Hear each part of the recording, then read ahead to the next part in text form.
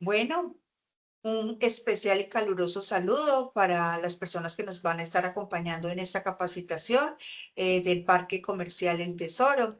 La capacitación que vamos a desarrollar en esta oportunidad se denomina Tips básicos para las finanzas en el hogar.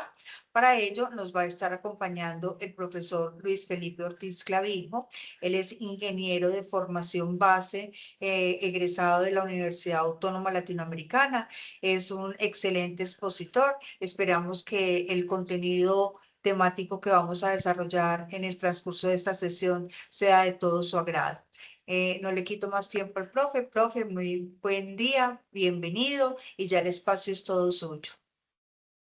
Muchas gracias, Patricia, por la antesala. Siempre muy alegre de ser invitada a estos espacios que disfruto bastante, no desde el escenario como docente, sino también como alguien que pasó por algunos momentos en donde se preocupó por los temas financieros y una de las primeras formas de acercarse a ello es precisamente identificar nuestras finanzas básicas y todo lo que tiene que ver con nuestro entorno inmediato, con nuestra cotidianidad, que para el caso pues llamamos cariñosamente hogar.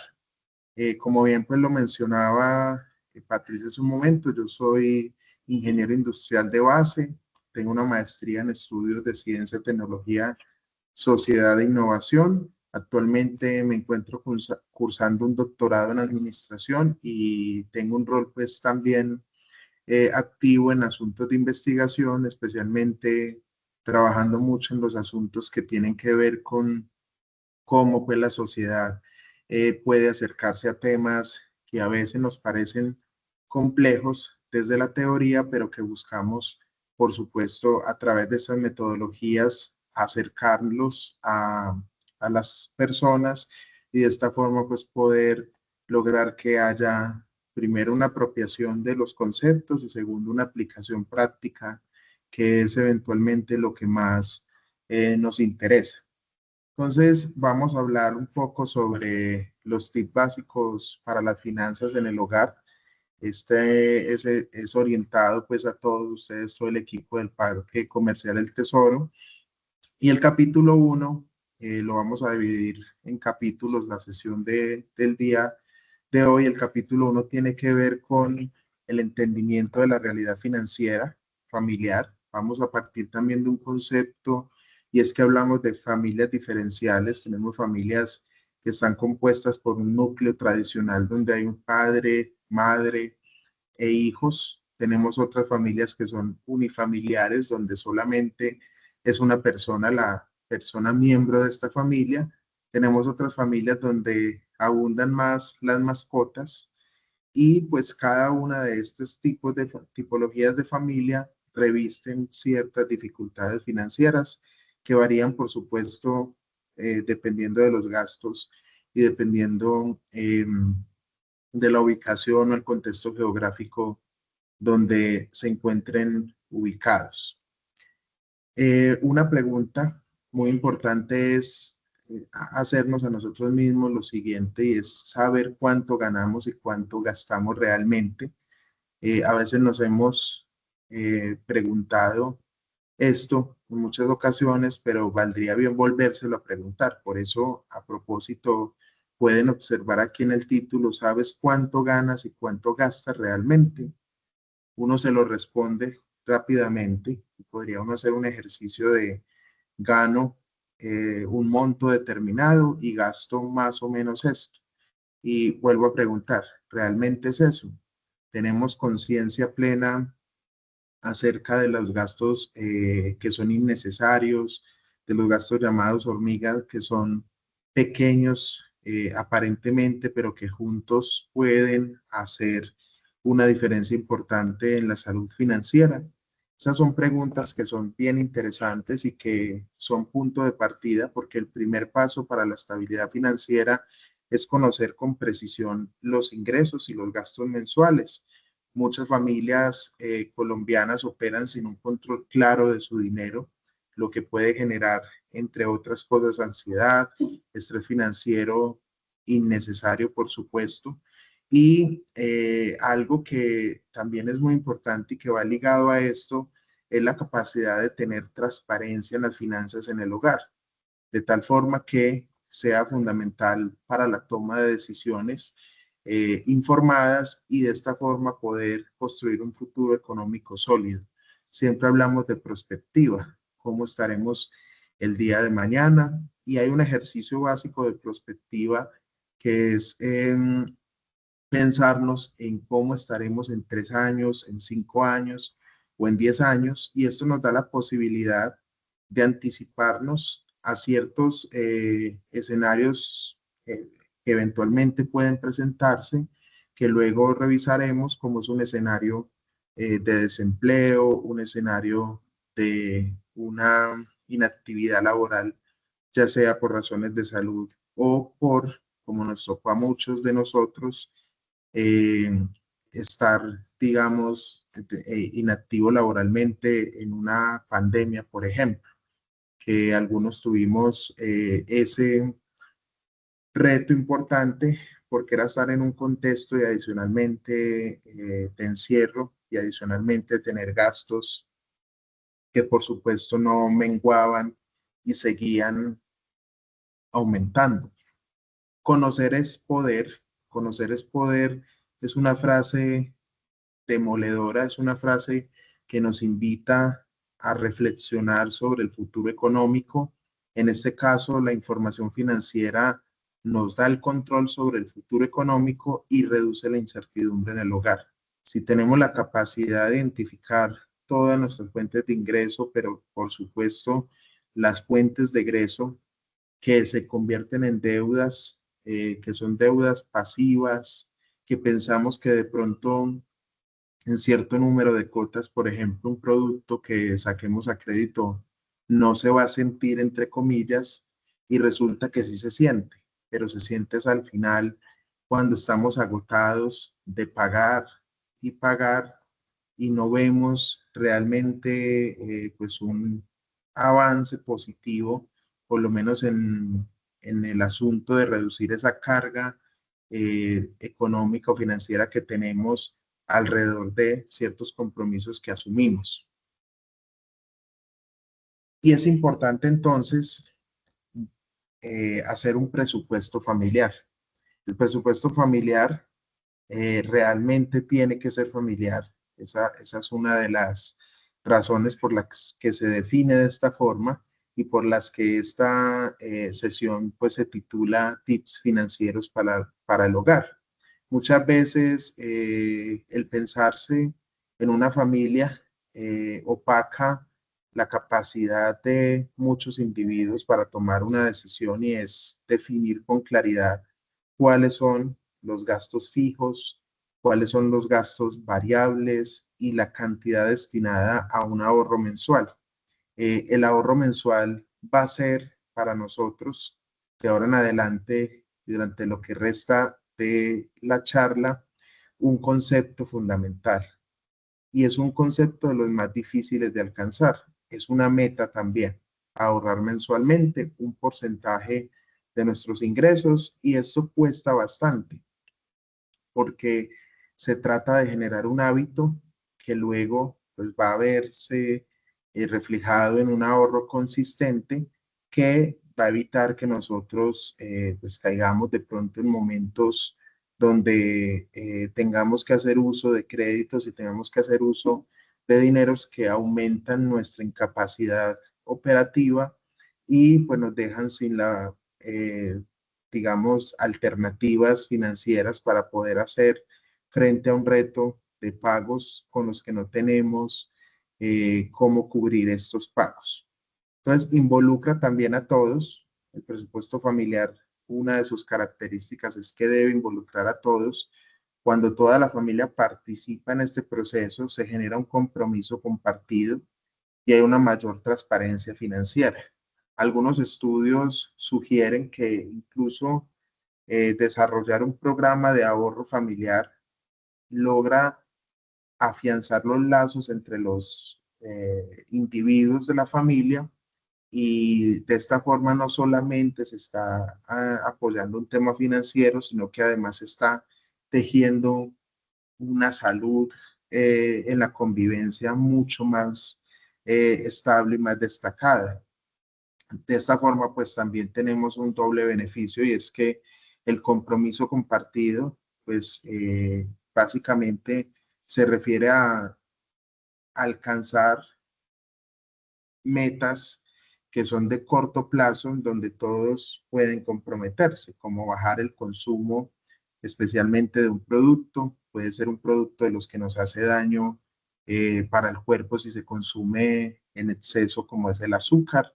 Entonces bajamos un poco el consumo de productos con exceso de azúcar y adicionalmente estamos ahorrando un poco.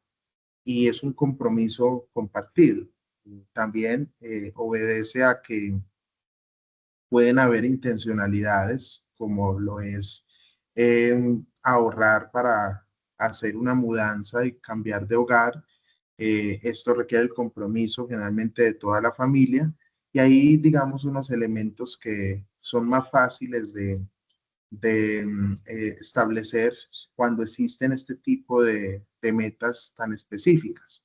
Pero ¿qué tal, hablando de establecimiento de metas, eh, pensarnos en que un presupuesto efectivo debe tener o debe incluir objetivos claros a corto, mediano y largo plazo para mantener la motivación? Esa es una de las cosas que a veces se descuidan y que resultan imprescindibles.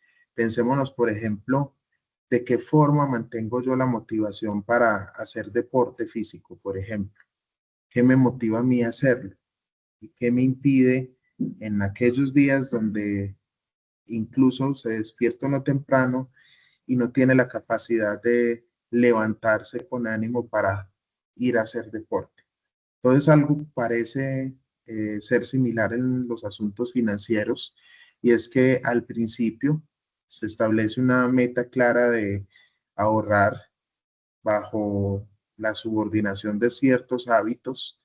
Por ejemplo, ya no comprar tantos cafés en una tienda de superficie que nos cuesta bastante, comprar uno menos en la cotidianidad, viajar, por ejemplo, en transporte público y no utilizar tanto plataformas de transporte eh, como las que tenemos hoy en día, que a veces son, pues, sobre todo convenientes en ciertos horarios, pero también es necesario entender que en la mayoría de casos se está pagando más por el servicio, porque pues es un servicio exclusivo, es un servicio que está dirigido a un público muy específico y de esta forma pues satisface una necesidad que es de transporte, pero también es pensarnos qué requerimos hacer para desde un ahorro a partir de una decisión como no, digamos, utilizar este tipo de plataformas todos los días, cómo puede convertirse esto en una meta de corto plazo. El corto plazo entonces lo evidenciamos cuando al final de la semana logramos tener pues un recaudo, así sea poco, de un dinero que sabíamos desde luego con antelación que si no lo hubiéramos ahorrado, lo hubiéramos gastado en el transporte utilizando plataformas. Entonces, es también pensarnos en algunos elementos que en nuestra cotidianidad aparecen. Un ejercicio que les invito y las invito para que lo hagan es pensar en todos esos gastos que son pequeños y que podrían ser prescindibles, es decir, no los necesitamos. También tiene que ver con hábitos de alimentación, una meta corta, hábitos de alimentación que incluyen todos los días en el ejercicio profesional y cotidiano, estar alimentándonos, ya sea almuerzo, medias nueve, media tarde, en establecimientos. ¿Por qué no prescindimos de todos los días hacer esto y 2 o 3 días en la semana llevamos nuestra propia comida, comida de la cual estamos seguros que por lo menos si nosotros somos los que la preparamos, estaremos a gusto, cosa pues que a veces no se da de la misma manera en establecimientos comerciales, toda vez pues que cada uno tiene sus formas de preparar la comida y también pues de consumirla incluso. Algunos prefieren vastas cantidades, otros menos cantidad, otros más combinado. Entonces, tenemos elementos desde donde empezar a aproximarnos a decisiones de corto y mediano plazo. Ahora hablamos entonces del capítulo 2, que tiene que ver con las claves para organizar las finanzas en el hogar. Digamos que nos adentramos ya a un elemento que nos va a permitir entender que en su momento, aunque parezca que la deuda conjunta del hogar, porque también hablamos de deudas conjuntas, eh, sea muy alta, nosotros vamos a tener la capacidad para identificar unos elementos iniciales que nos van a permitir empezar a sanear esas deudas. Y a su vez, al sanear las deudas, pues vamos a organizar nuestras finanzas y vamos a darle oxígeno a ese proceso vital dentro de los hogares y dentro de todo ejercicio personal cuando estamos en edad de trabajar y estamos en los procesos en donde necesitamos obviamente dinero para subsistir, sería lo mejor, o sea, tener una salud financiera y unas finanzas organizadas. Vámonos a un método simple. Este es el método de la regla del 50-30-20. Es un sistema probado que ha ayudado a distribuir ingresos de manera equilibrada y sostenible y consiste en lo siguiente. Tomamos los ingresos totales del hogar y el 50% de esos ingresos van a cubrir las necesidades básicas. Entonces, dentro de esas necesidades tenemos, por supuesto, vivienda, si estamos en arriendo, servicios públicos, alimentación, transporte esencial y salud. Si no estamos en arriendo, pues sería, para su caso, todo lo que tiene que ver con impuestos, pues de pago, de predial y demás asuntos que competen a las propiedades. Y el 30% va para gastos personales. Gastos personales que hago la salvedad acá. Si se trata de una familia, recuerdan al inicio mencioné las tipologías de familia. Los gastos personales perfectamente pueden ser también unos gastos que se asocien a veces a necesidades básicas. Si yo tengo una mascota, ¿se convierte eso en una necesidad básica o en un gasto personal? La mascota es de una de los miembros de la familia. Entendiendo el concepto de mascota que pertenece a una persona, si fuera un individuo, también pues puede pertenecer a la familia en su completitud, pero si hablamos de un individuo, podríamos estar eh, definiendo si es una necesidad básica o una necesidad personal, y desde el escenario de las finanzas podría entenderse como un gasto personal, porque pues al final es una mascota de la persona, pero desde el enfoque de necesidades básicas, son necesidades básicas de los animales, de los seres sintientes, también como se le define de una forma un poco más cercana a la humana para entender la posición que tienen dentro de los hogares. Y a lo que voy es que si se entiende desde la necesidad básica que tiene este ser sintiente de alimentación, de cobija, pues, y de un hogar para estar bien, podemos entender que este es un miembro de la familia, por lo menos desde este escenario que plantea el asunto de necesidades básicas. Entonces, la mascota tiene entonces necesidades básicas y entra dentro del presupuesto del 50%. Ahora, los gastos personales, como es el entretenimiento, la ropa, las salidas familiares, los gustos personales, los ocios, los hobbies que también hobbies que pueden tener las personas no deberían superar el 30% de los ingresos. Hay una característica en los gastos personales y es que son gastos que pueden variar de un mes a otro, de una semana a otra, o pueden variar, digamos, su forma, su estado de un momento a otro. ¿Por qué puede variar? Porque yo puedo decidir este mes comprar ropa, pero el siguiente mes no comprarla. O yo puedo decidir comprar ropa ahorita que estamos ya entrando a temporada decembrina, podríamos decidir no comprar y comprar luego cuando aparentemente esté más barata porque pues ya pasó la temporada. Son decisiones en los gastos personales que podemos tomar y que impactan directamente a todo el sistema de ahorro que estamos estableciendo. Diferente es las necesidades básicas que no podemos prescindir de ellas. Por eso son básicas. Luego entonces tenemos, para seguir con la explicación de la regla, que el 20% tiene que ver con el ahorro y las deudas. Entonces hay un ahorro programado, hay un fondo de emergencia y un pago acelerado de deudas. El ahorro programado es un asunto que pues es incluso imprescindible y lo debería ser siempre, porque un ahorro programado nos permite constituir, como bien lo decimos también ahí, un fondo de emergencias. ¿Y para qué sirve un fondo de emergencias? Puede servir para muchas cosas. Habrán unas más pragmáticas, más inmediatas, como lo es, por ejemplo, una emergencia odontológica. Quienes hayan sufrido alguna lesión odontológica, una lesión bucal, sabrán lo costoso que es llegar a ser atendido en urgencias, pues digamos rápidamente, en una clínica dental. Es bastante costoso, son de los servicios más costosos que tenemos.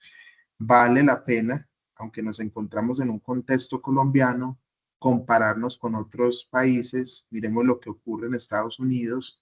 Yo creo que todas las personas hemos conocido a alguien, ya sea extranjero o nacional, que viva en este país o en otros países pues, por fuera de Colombia, que ha venido a Colombia y uno le pregunta, ¿me viniste de vacaciones? Y le contestan a uno, vine, sí, vine unos días, pero vine a hacerme un tratamiento odontológico. Y uno se pregunta, ¿pero por qué? ¿Por qué no se lo hacen allá si allá es mejor las condiciones económicas, etcétera, etcétera? Básicamente es por el costo que tiene.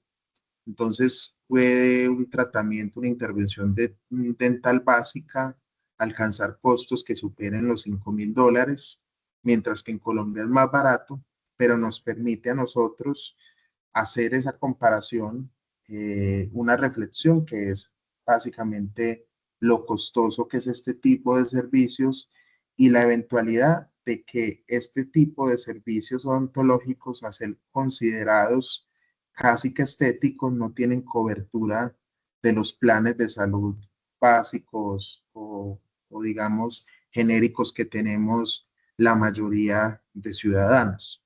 Entonces, un fondo de emergencia sirve para un caso pragmático de esa tipología, pero también nos sirve para cuando estemos desempleados y también nos sirve para cubrir gastos que surgen de la noche a la mañana, como el daño, por ejemplo, en la infraestructura de nuestro hogar, una teja, un desagüe que esté poniendo problema, etcétera, etcétera. Cosas que nos pasan y que deberíamos mantener un fondo de emergencia para hacerle frente a ello.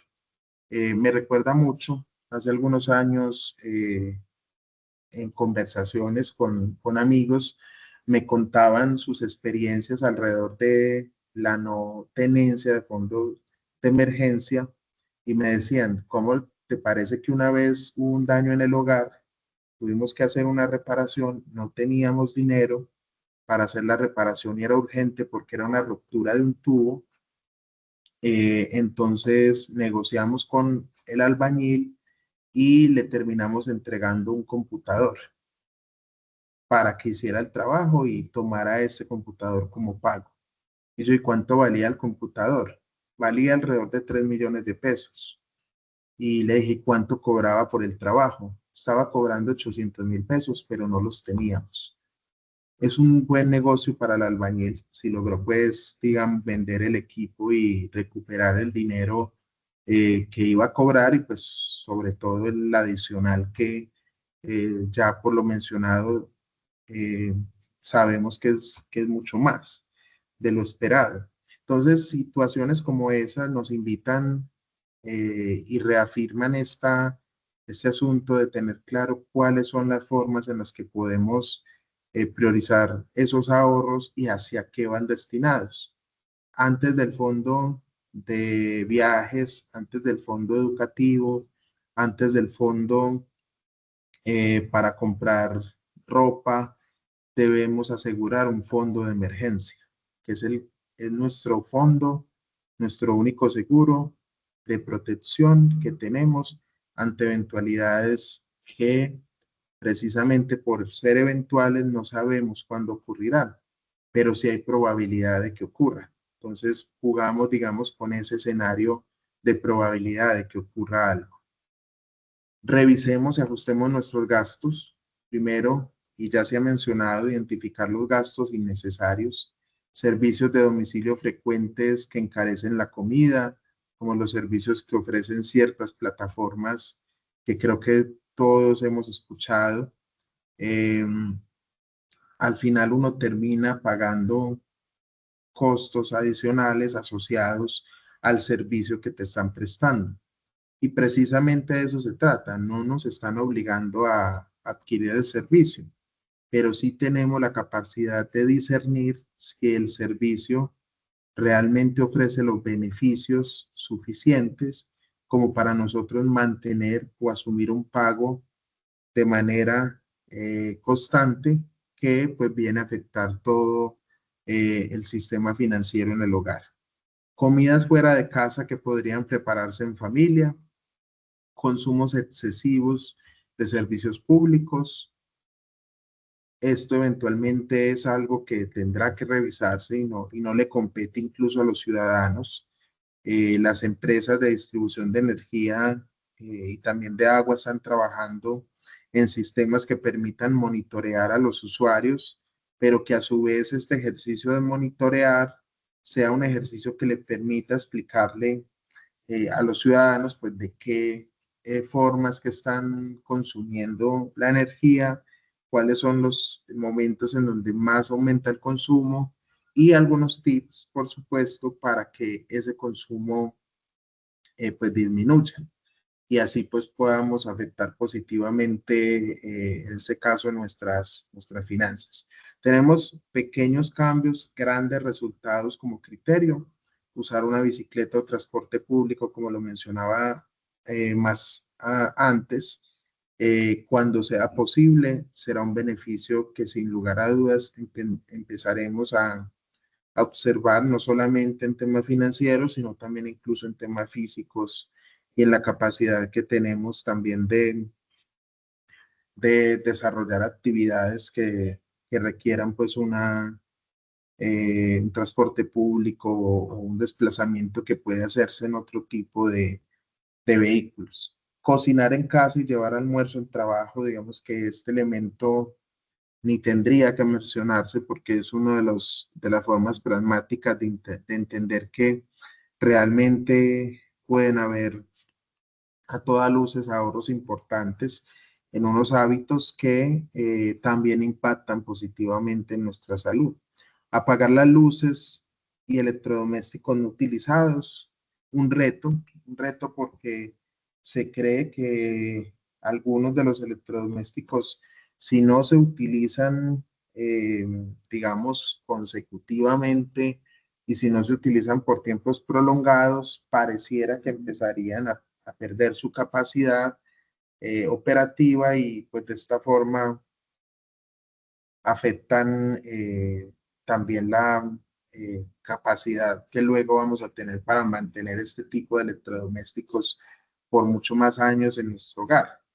No necesariamente hablamos de que se tenga que todos los electrodomésticos aplicarles el mismo criterio, pero sí hay casos concretos como ocurre con equipos de cómputo que se dejan encendidos todo el tiempo, televisores que permanecen encendidos todo el tiempo, y luces que también permanecen encendidas por mucho más tiempo del que se requiere. Y es importante para llegar a estas reflexiones eh, pasar por ciertos momentos en donde se analice de forma individual cada uno de estos cambios que podría yo realizar en el hogar y que en efecto van a tener grandes resultados o impactos importantes. Comprar con lista y evitar compras impulsivas. Esta parte también es un reto. Las compras impulsivas se convierten en sí mismas como en una problemática moderna, heredada de los asuntos de comercio más masivo. Finalizando los 60 empiezan un auge importante de comercio que se ha mantenido y que ha mutado de tener grandes superficies a conglomerados que son enteramente desarrollados en medios digitales. Entonces es importante también ser conscientes de que, pues a pesar de que tenemos mucha exposición a productos que nos llevan a hacer compras impulsivas, pues también tenemos unos retos importantes y es que es levantar conciencia en el público para que realmente se tomen mejores decisiones. Tenemos un dato relevante. En Colombia, reducir los gastos en transporte y alimentación puede liberar hasta un 15% del presupuesto familiar. Hasta un 15% para que lo recordemos. Vamos a controlar y reducir las deudas. Lo primero es desarrollar un inventario completo, una lista detallada de todos los créditos, los préstamos bancarios, los préstamos a personas, cualquier dinero, compromiso financiero que tengamos con un tercero, saldos de tarjeta de crédito con sus tasas de interés. Aquí yo quiero hacer una salvedad y es que muchas veces nosotros mismos nos prestamos dinero y siendo nosotros mismos ni siquiera nos cobramos, ¿cierto? No nos tenemos en cuenta en esa lista detallada de créditos y de préstamos y eso tarde o temprano también nos va a cobrar factura, me perdonan la palabra, y vamos a terminar, digamos, con un patrimonio nulo. ¿Y en qué caso se da esto? Cuando la persona gana un dinero extra, dice, me voy a permitir gastármelo en esto y yo me lo merezco. O el caso más común, que me parece todavía más interesante, eh, todo lo que encuentra uno en fundadores de empresa que reciben utilidades de sus negocios, pero que a su vez consumen eh, productos de su negocio y están generando un detrimento patrimonial, porque se presta a sí mismo, coge las utilidades del negocio para vivir, digamos, en una constante de préstamo, de autopréstamo, que al final, pues si no hay una tasa de retorno, o sea, si no hay un pago efectivo, es dinero desperdiciado, porque nunca salió y nunca rotó y nunca hizo su propósito, que es eventualmente negociar bienes y servicios para aumentar el capital disponible vía utilidad. Tenemos la priorización de pagos, enfocarse primero en las deudas con intereses más altos, minimizando el costo total a largo plazo. Hay algunas estrategias, generalmente en términos de pago, recomiendan mucho la bola de nieve, que es ir desde el pago más pequeño hasta el más grande, pagando totalmente los créditos o las deudas. Sin embargo, esto pues tiene un nivel de riesgo alto y es que pues puedan ser muchas y a su vez sea más complejo desarrollar el proceso. Sin embargo, existen unas categorías de los pagos donde hablamos de intereses que son altísimos. pueden ser deudas pequeñas, pero con intereses muy grandes. Entonces, cuando son intereses tan grandes, lo más importante es comenzar por esas deudas, pagando esas deudas para que baje toda esa carga impositiva que tenemos a nivel eh, de, digamos, sistema contable, pues personal. Entonces, toda esa carga impositiva la vamos a bajar pagando deudas con intereses más altos primero. Incluso, pensándose eventualmente en un escenario donde uno empiece a hacer el pago de manera consecutiva o tenga la posibilidad de hacerlo, también es considerado en muchas ocasiones simplemente congelar una de las deudas. Se congela una y se paga primero una completa de las que tienen mayor tasa de interés. De esta manera se libera el cupo financiero que se tiene y luego al retornar o al pasar el mes vamos a encontrar unas finanzas con disponibilidad para hacer el siguiente pago de otra deuda con interés alto. Tenemos la reserva diaria, que es separar el dinero de cada día para cubrir las cuotas mensuales y evitar caer en mora, que genera intereses adicionales.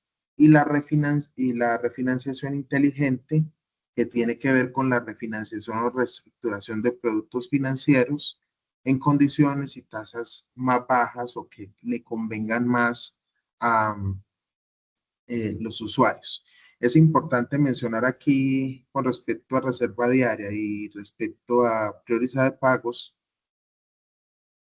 y es que en reserva diaria, esta también es una metodología para uno ahorrar, para prepararse para una declaración de renta, por ejemplo, donde pues vamos a tener un cálculo de pago a la Dirección de Impuestos y Aduanas Nacionales, DIAN, y eso se basa pues también en un desempeño que uno ha tenido eh, y digamos más bien una disciplina en el ahorro programado en cada uno de nuestros ingresos. Es decir, sacamos una parte para la eventual declaración que me va a llegar el siguiente año. Y eso pues de esta forma logra pues reactivar un poco, oxigenar estos procesos. El capítulo 3 hablaremos entonces de estrategias para ahorrar y generar ingresos. Lo primero es que hay una red de seguridad financiera. La red de seguridad financiera está provista por el Fondo de Emergencia, que ya lo mencioné, es esencial para proteger la familia ante situaciones imprevistas como una pérdida de empleo, como unos gastos médicos, como una eh, vulneración, digamos, de algún elemento que para nosotros sea imprescindible en nuestra cotidianidad.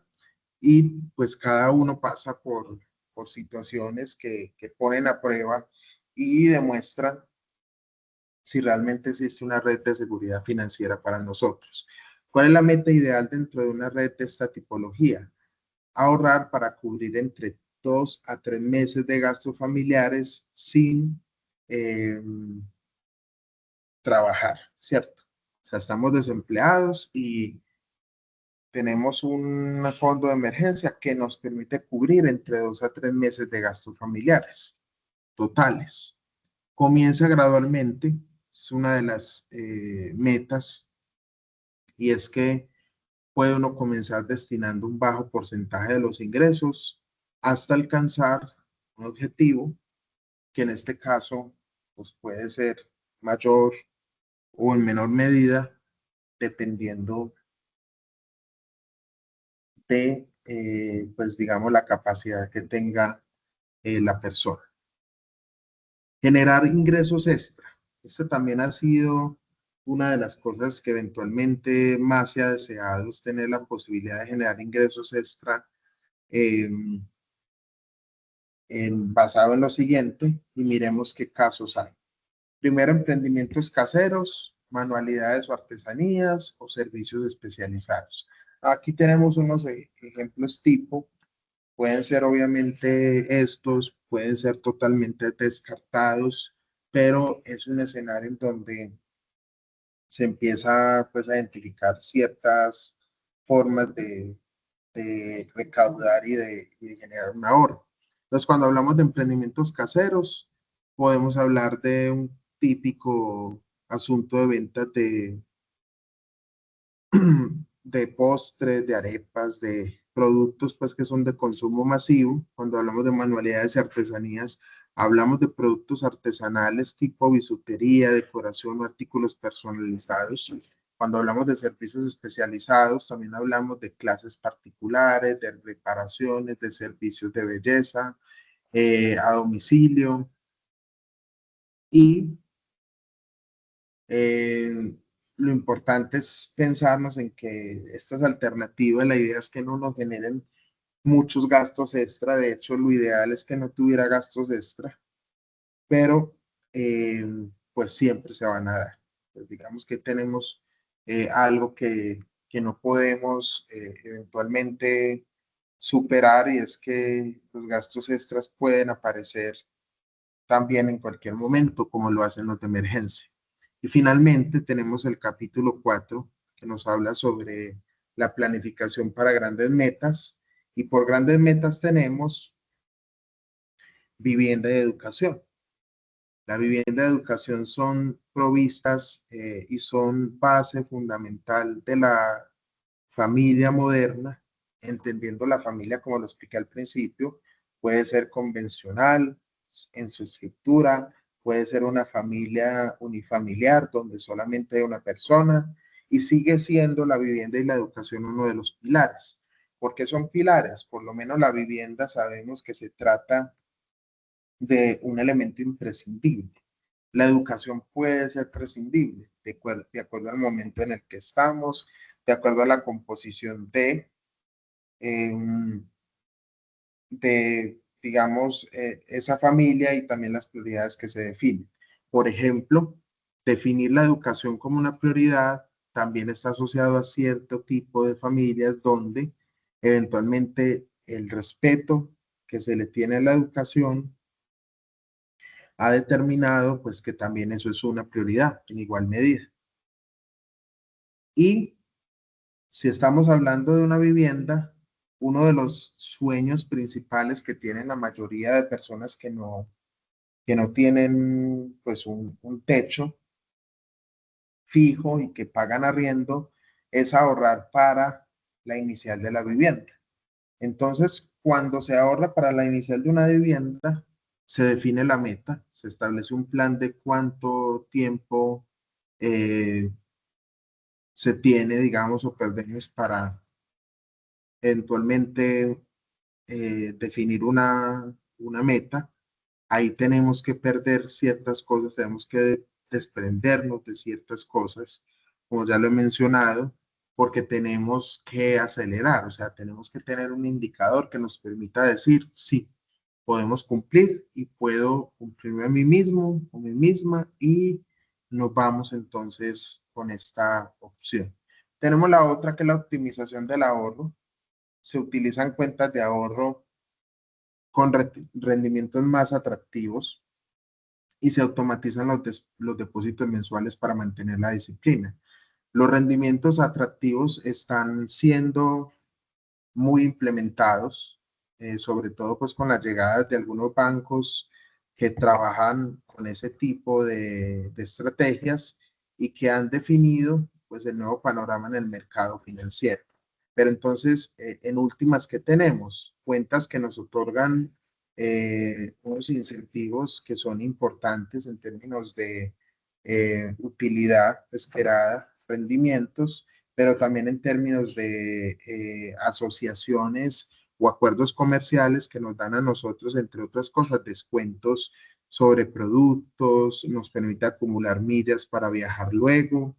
Cosas de este tipo se deben priorizar dentro de los marcos de ahorro, porque los puntos que se generan a través de ciertas tarjetas de crédito, a través de ciertos instrumentos financieros, nos permiten disfrutar de actividades de ocio, nos permiten, pues de alguna manera, mejorar esa utilidad que se percibe o esos beneficios que percibimos de los diferentes tipos de productos financieros.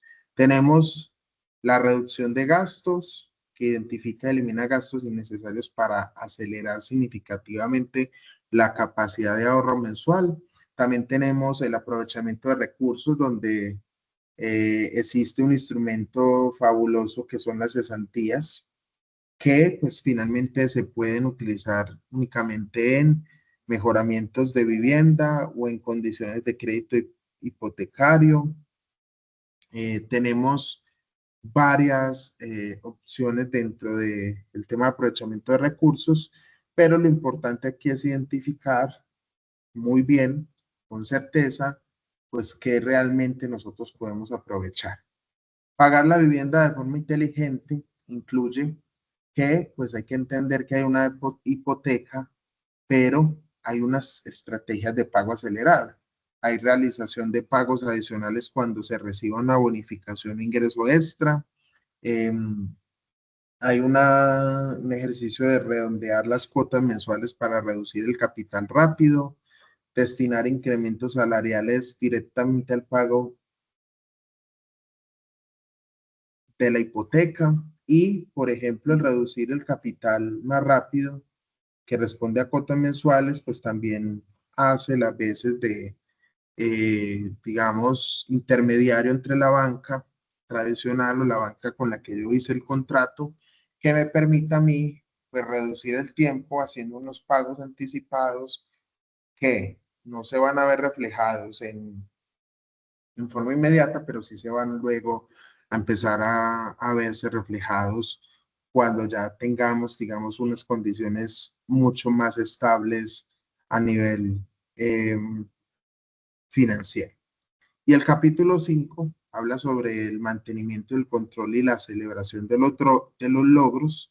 Y tenemos a nivel de evaluación y control los balances mensuales, los objetivos y el uso de tecnología. Los balances mensuales, qué nos hemos gastado, cuál es la desviación o diversificación de la, eh, de la información financiera o de la estructura financiera. Tenemos la revisión de los objetivos, donde se evalúa el progreso hacia las metas según los cambios de ingresos, gastos y prioridades familiares. Se usa la tecnología, aprovecha aplicaciones digitales como las de esta época, que tenemos la inteligencia artificial para facilitar el control y la visualización de las finanzas. Y hay unas aplicaciones recomendadas que pueden usarse y que tienen que ver pues con todos estos mecanismos de ahorro. Incluso los mismos bancos han implementado estrategias de desarrollo de sus propias plataformas o aplicaciones que conduzcan al uso efectivo de los instrumentos financieros ya mencionados, que nos permitan avanzar de manera sencilla en estas promesas. Quiero reiterarlo, que a veces parecieran muy difíciles de alcanzar, pero que si hacemos un ejercicio de reflexión, perfectamente podemos alcanzarlo. Y cuando lo alcanzamos, ¿qué hacemos? Celebramos con nuestra familia cada meta alcanzada. Poder reconocer y celebrar esos logros financieros fortalece el compromiso familiar, mantiene motivado a sus miembros y esta motivación se utiliza a su vez como combustible para seguir ahorrando. Entonces hay ideas de celebración consciente, no se trata de ahorramos y entonces vamos a celebrar y ahora estamos gastando más que antes. No se trata de eso. Tenemos cenas especiales, por ejemplo, pero preparadas en casa, un día de picnic o de salir pues a un paseo familiar que no sobrevenga en un gasto innecesario y muy alto, noches de juego, reconocimiento verbal y expresión de gratitud por el esfuerzo conjunto, que pues es muy importante cuando hablamos de familias que están pasando quizá por momentos difíciles y que por una u otra razón, si es una familia convencional o incluso las otras familias también pueden sufrir de esto, no sea un asunto que nos vaya a descarrilar del presupuesto que tanto costó construir. Es decir, debemos mantenernos y ese mantenimiento que le damos a esa salud financiera en nuestro hogar depende y va a seguir dependiendo de que todos colaboremos. Y El éxito financiero es un logro compartido. Cada paso que damos en familia hacia la estabilidad económica merece ser reconocido y celebrado con alegría. Y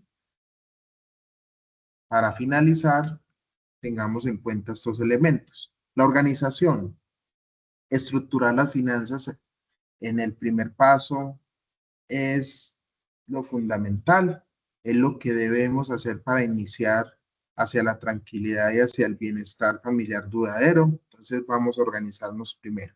Segundo, vamos a aplicar la disciplina. Vamos a ser constantes, vamos a comunicarnos abiertamente, vamos a planificar estrategias para que en conjunto logremos ahorros de corto, mediano y largo plazo. Cualquier meta financiera es posible de alcanzar y luego manos a la obra, a la acción. Empezamos y construimos un futuro seguro y próspero para la familia en Colombia. Estamos en tiempos en donde la austeridad debe ser una de las prioridades. La pandemia nos enseñó eso. También nos lo enseñan de cierta forma los gobiernos y las formas de administración. Y de esto debemos aprender. El cambio comienza con una decisión y se consolida con acciones diarias, pero consistentes. Y la familia merece sobre todo estabilidad emocional, merece también estabilidad y una salud financiera y tenemos el poder de lograrlo. Muchísimas gracias.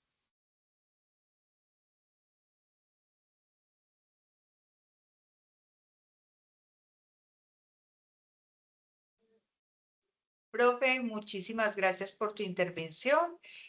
A los asistentes les damos los agradecimientos por sumarse a estos espacios académicos. Esperamos que esta capacitación sea de su completo agrado y satisfacción. Les deseamos un feliz día. Hasta pronto. Hasta pronto.